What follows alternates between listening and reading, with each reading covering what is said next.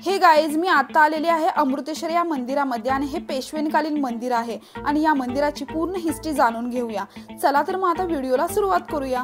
थोरल्या बाजीराव पेशव्यांची धाकटी बहीण भिऊबाई जोशी यांच्या मृत्यूनंतर नानासाहेब पेशवे आणि बाबूजी नाईक यांनी भिऊबाईच्या स्मरणात एक शिवालय बांधले होते। ते हे अमृतेश्वर मंदिर हे 1749 मध्ये उभारलेले होते। इथे दोन महादेवाची मंदिरे आहेत, एक अमृतेश्वर आणि दुसरं सिद्धेश्वर। सर्वात पहिल्यांदा आले अमृतेश्वर या मंदिरामध्ये। इथे मस्त पॉझिटिव्ह एनर्जी मिळते। हे मंदिर 800 वर्ष जुनं मंदिर आहे। या मंदिराला भेट देताना गजबजलेल्या पुण्यात आहे असं वाटत नाही, एवढी शांतता आपल्याला या मंदिराच्या परिसरात अनुभवायला मिळते।